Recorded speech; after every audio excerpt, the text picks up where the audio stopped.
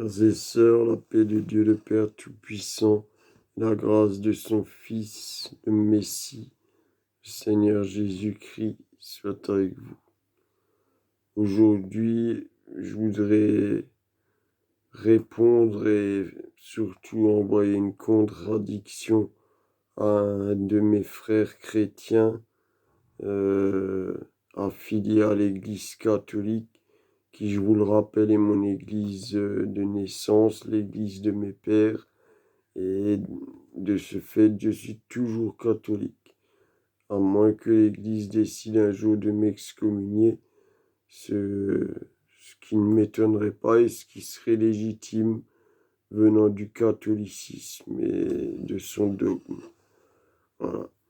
Donc, il y a quelques jours, je suis tombé sur un youtubeur catholique qui mettait en garde contre toutes les prières d'intercession que l'on peut trouver en multitude sur la toile, et des prières qui prétendent être efficaces, marcher. Certaines sont même des prières pour la bonne fortune ou gagner de l'argent, alors que ça, c'est déjà exclu. C'est une prière qui est sans doute très mal appréciée du Très-Haut, hein, je le pense. Donc, et des prières d'intercession qui n'émanent pas de l'Église catholique. Je dois d'abord signaler aussi que mon frère chrétien que j'ai vu sur cette vidéo prétendait que ces gens devaient se méfier. Il a tout à fait raison là-dessus, parce que il ne faut pas donner du crédit à ces prières d'intercession qui ne sont pas des prières, mais plutôt des lamentations, je dirais. Parce que, en théorie, on ne doit rien demander au Père. Le Père sait ce qu'il nous faut, ce dont on a besoin. Parfois, il nous fait porter sa croix. Donc, certaines prières sur cette toile, même si elles n'émanent pas d'un prêtre ou de l'Église catholique, ne sont pas forcément des mauvaises prières. Or, je ne les considère pas comme des prières, ce sont des demandes, mais d'intercession, mais ce qui implique qu'il y ait un interlocuteur. L'intercession implique qu'il y ait un interlocuteur entre le Très-Haut et nous-mêmes. Et cet interlocuteur, chez les catholiques et chez les orthodoxes aussi, ce sont une myriade de saints. Et voilà. Donc, il y a sans doute de très bonnes demandes d'intercession dans ces prières de grâce. Voilà. Donc, mon frère chrétien, si jamais tu te reconnais, je te salue, je ne te juge aucunement, mais je suis en contradiction avec toi, parce que tu prétends que nous devons nous méfier de toutes ces prières de grâce, quoi. Prière de guérison, prière de demande. Donc, on n'a rien à demander à Dieu.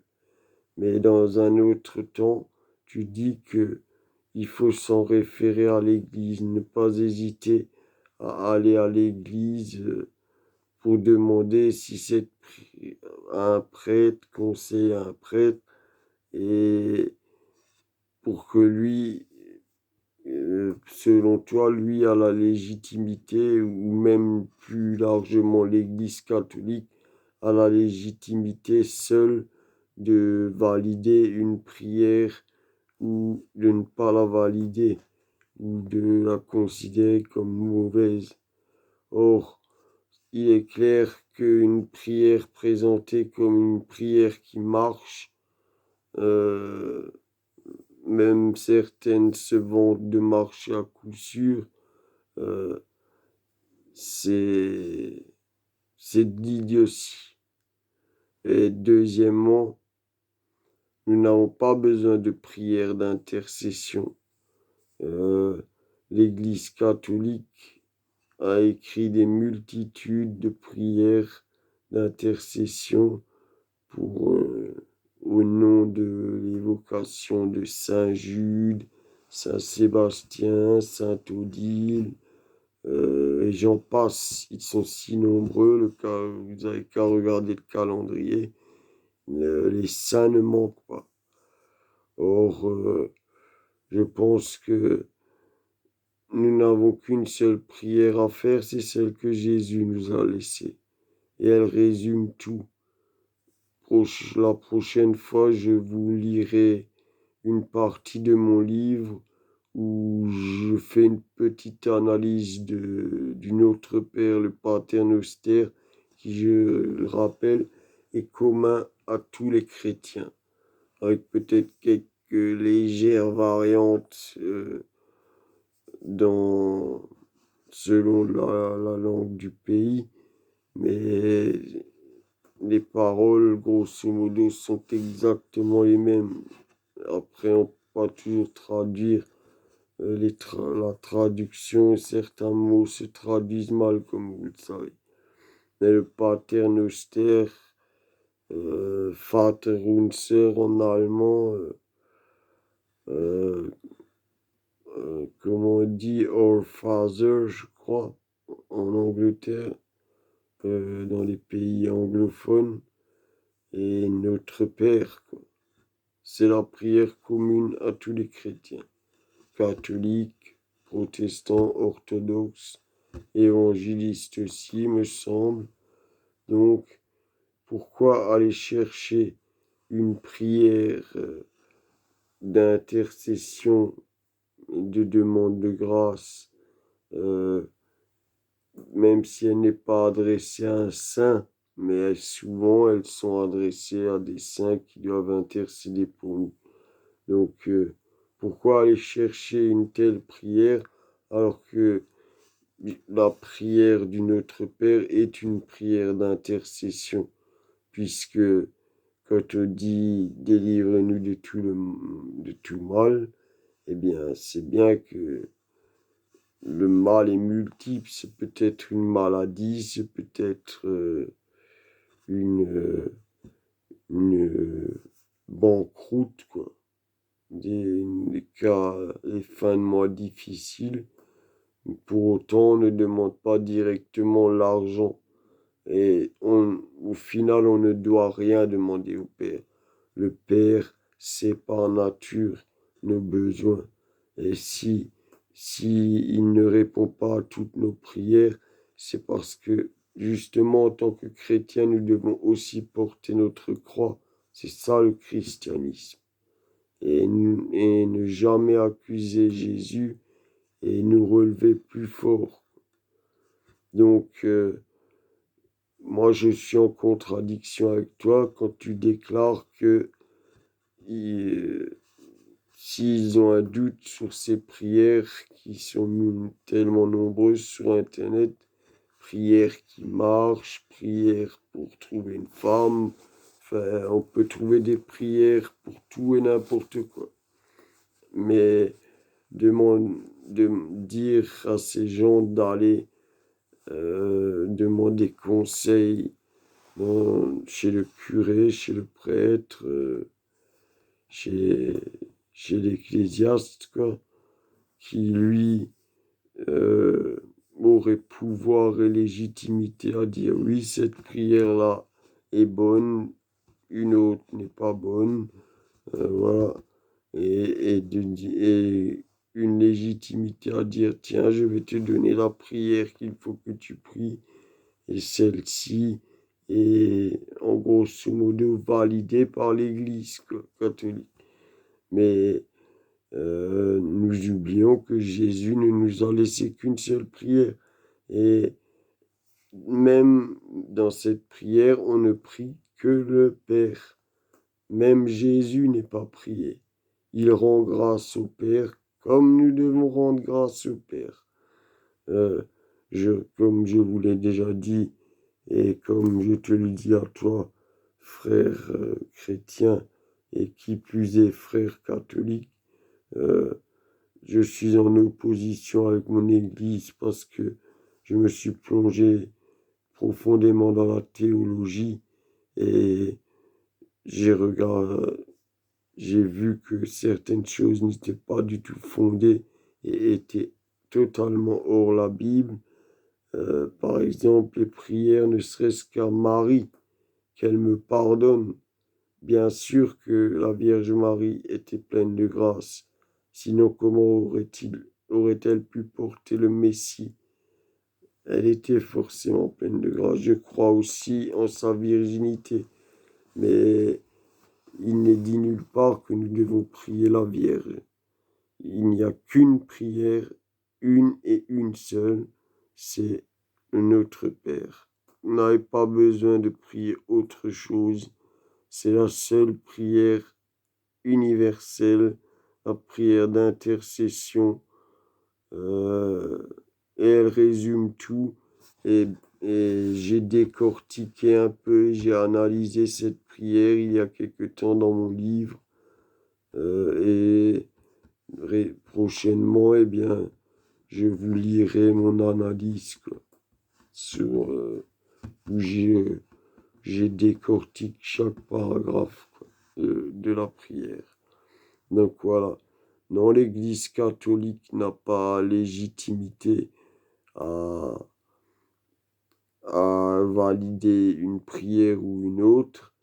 Et, tout, et pour autant, c'est vrai que je conseille aux gens de ne pas se laisser, de ne pas trop attendre des prières que vous trouverez et qui ont été écrites, que ce soit par un religieux de l'Église catholique romaine qui l'a toujours en saluant mon frère. Si c'est de l'Église catholique romaine, c'est valable. Et si, même si ça va à l'encontre de la Bible, non, je ne suis pas d'accord avec toi.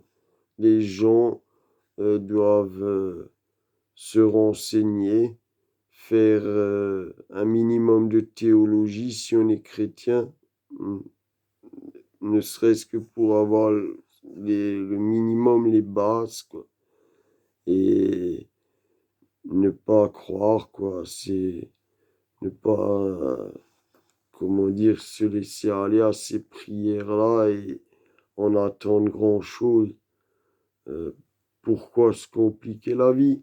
Il n'y a qu'une prière et celle-ci, c'est le Messie qui nous l'a laissée. Donc il ne peut pas y en avoir de plus grande.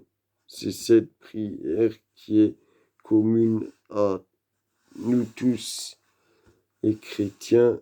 C'est une prière unifiante qui nous unit. Et les prières à Saint Jude, à Saint Ci, Saint ça, n'oublions pas que dans la Bible, il est écrit que c'est Dieu qui fait les saints.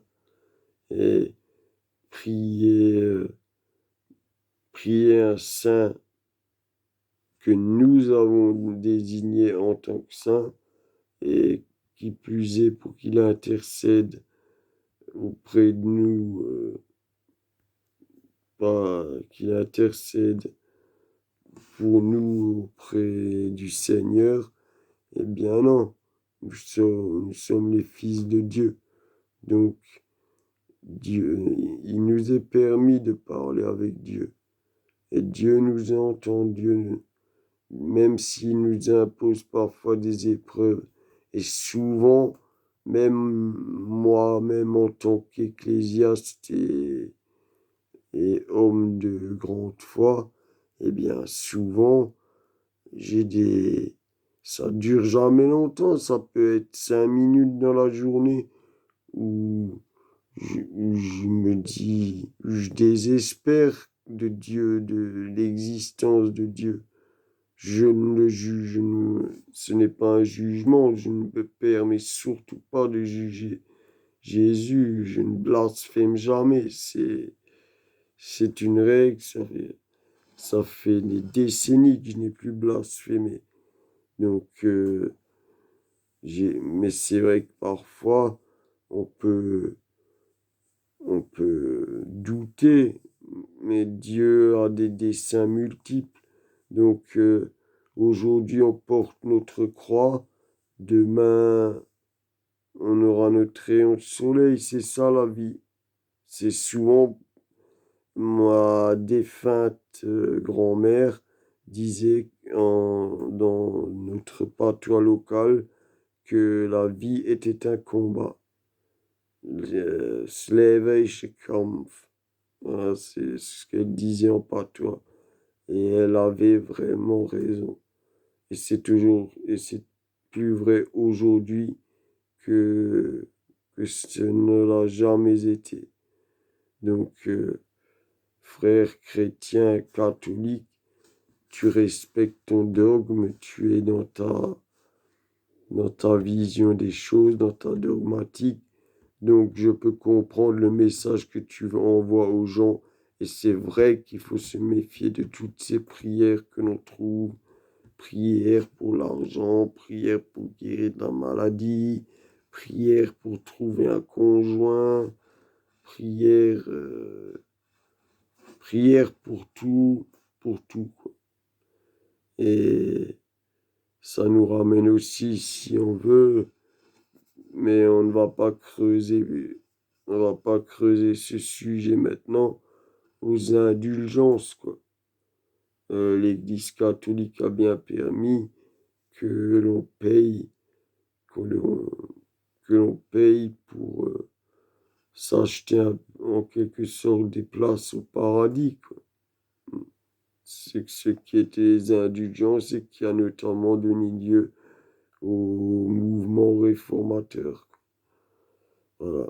Donc, je crois que ton nom c'était Catoglade, mais je n'ai pas arrivé à te retrouver, du moins de manière physique, ton image, quoi.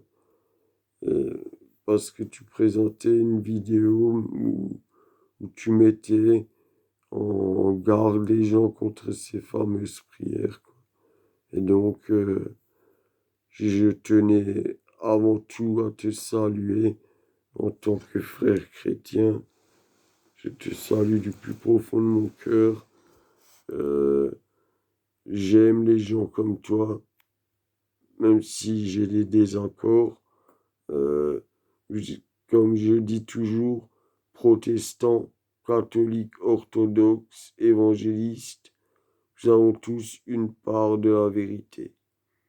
Et le catholicisme, sans doute, beaucoup de vérité. Mais en aucun cas, il n'a le droit de se,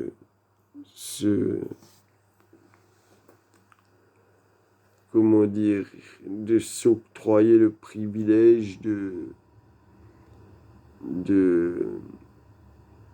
valider certaines prières et pas d'autres, et valider celles qui émaneraient de lui.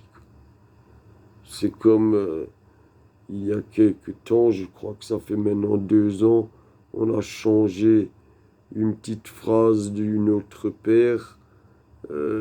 Maintenant, les catholiques ne disent plus ne nous soumets pas à la tentation, et ils disent ne nous induis pas en tentation.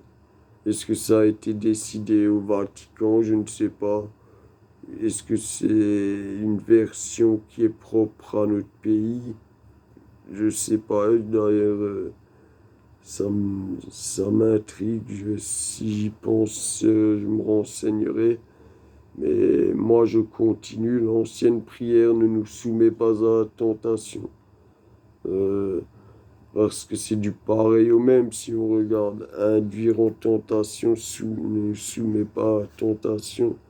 C'est c'est un peu plus soft. C'est pour décharger le Seigneur. Mais pourquoi le Seigneur ne nous soumettrait pas aux tentations? C'est le tentateur qui est omniprésent, qui nous soumet à la tentation. Le tentateur que nous avons parfois en nous. Parce que, comme j'ai dit, nous ne sommes jamais tout blanc ou tout rose, quoi. Donc, nous avons tous une part du mal. Et nous avons tous une part de nous qui peut basculer sous l'emprise de Satan. Voilà. Donc, je vais, je vais maintenant écouter cette vidéo parce que je suis un peu fatigué vu les horaires que j'ai en ce moment et il est tard. Donc, je vous salue, frères et sœurs, je vous souhaite toujours le meilleur et j'espère que vous serez toujours plus nombreux à, à venir voir mes vidéos qui sont un peu maladroites. Je le concède, je ne suis pas un homme politique et je ne suis pas un prédicateur né.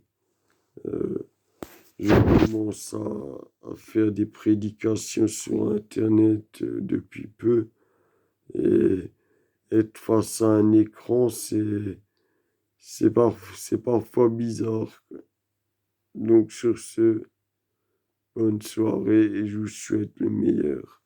Et sans rancune, jeune frère chrétien, que la paix de Dieu soit avec toi. Continue tes vidéos. Euh, Si je suis pas d'accord avec toi et que je tombe dessus, je t'ai envoyé d'ailleurs un message quoi, euh, pour donner les contradictions que j'avais à donner, pour t'exposer les contradictions que j'avais à t'exposer. Donc, je n'hésiterai pas à te renvoyer un message, mais tu participes à l'effort, à la propagation de la bonne parole. Tu es tu es un pèlerin, un apôtre qui diffuse par le biais d'Internet euh, les enseignements euh, chrétiens, catholiques. Euh, Moi, je te proposerais par exemple de parler plus de la Bible parce que c'est avant tout, c'est la Bible qui nous régit. Je pense que tu ne me contrediras pas là-dessus. Et c'est la Bible qui fait autorité. Mais bon, sur ce, bonne soirée à vous tous. Et que le meilleur soit avec vous.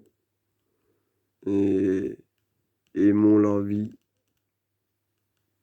Et même si celle-ci est bordée de bien des problèmes, bien des épreuves, elle vaut toujours le coup d'être vécue. Et quand c'est dans la fraternité, c'est encore plus beau. Au revoir.